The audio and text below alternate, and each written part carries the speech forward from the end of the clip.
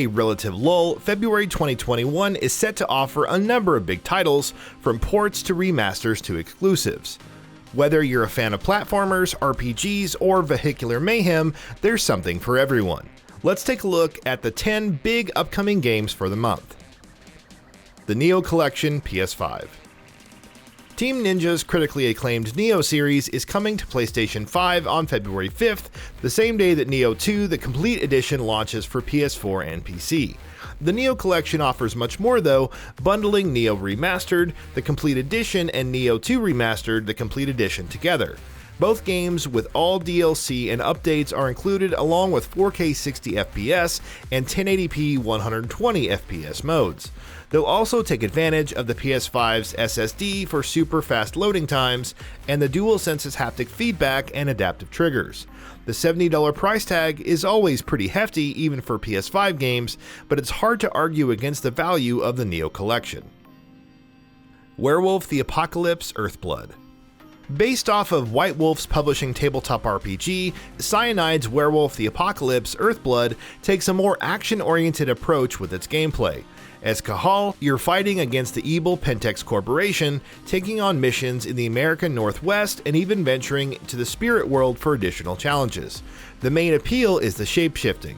Cahal can choose between human, lupus, and Krynos modes, either sneaking and stalking his prey as a regular wolf or going berserk as a werewolf. The World of Darkness series hasn't had the most stellar of releases in recent years, but Werewolf the Apocalypse Earthblood could break the curse when it launches on February 4th for Xbox Series X and S, Xbox One, PS4, PS5, and PC.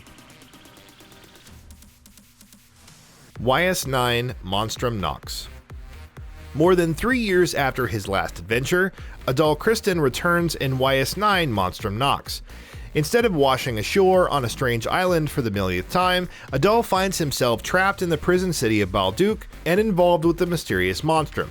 Much like YS8 Lacrimosa of Dana, players can control multiple party members with differing styles. Movement has also been expanded to be more freeform and vertical. YS9 is out on February 2nd for PS4. Hopefully the English localization won't be a complete disaster like the previous game. Little Nightmares 2. Little Nightmares 2 goes beyond the maw and ventures to the Pale City with a bag-wearing Mono as the new protagonist. 6 is still around, but this time controlled via AI and with no co-op available. The two will venture through various locales, solving puzzles and avoiding creepy figures like the teacher and the hunter en route to the signal tower. Who is the tall man and what is his plan? We'll likely find out when Little Nightmares 2 launches on February 11th on PC, Xbox One, PS4, and Nintendo Switch. Super Mario 3D World Plus Bowser's Fury. Continuing its trend of re-releasing Wii U titles for the Switch is Nintendo Super Mario's 3D World. While it's still the same excellent 3D platformer with improved visuals, the big difference is the addition of Bowser's Fury. This new experience sees Mario and Bowser Jr. traveling to Lake Lapcat, a new free roam area to stop the rampaging Bowser. Along with collecting new cat shrines, Bowser Jr., who can be controlled by another player, can join in and attack foes. This is all for the sake of the Super Bell, which Mario can use to turn into Giga Cat Mario and take on Fury Bowser in a true Clash of the Titans. Super Mario 3D World plus Bowser's Fury is out on February 12th for Switch.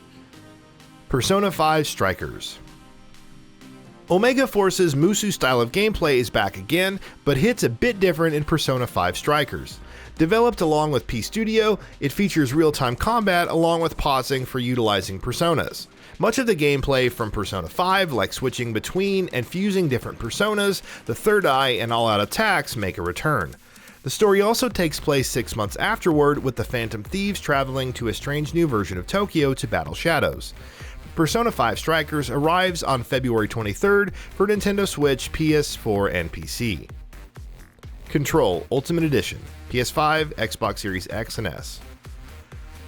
Control has been available since 2019, while the Ultimate Edition launched for PC, Xbox One, and PS4 last year. However, it launches for PS5 and Xbox Series X and S on February 2nd, allowing new console members to experience the supernatural adventure at last. Along with the base game and 2 expansions, the Foundation and AWE, there will be 2 graphics modes to choose from. Performance mode offers 60 FPS gameplay, while graphics mode runs at 30 FPS with ray tracing and material quality improvements. If you haven't played Control yet, then the Ultimate Edition is well worth picking up, even with the controversy surrounding the lack of upgrades for base game owners.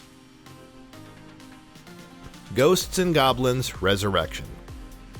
The return of Ghosts and Goblins isn't the most expected surprise of the year, but it is definitely welcome. Ghosts and Goblins Resurrection is based on the first two entries in the series, Ghosts and Goblins and Ghouls and Ghosts, and features revamped visuals. Despite taking cues from those titles to create something entirely new, as per Capcom, the brutal difficulty of the gameplay is still intact.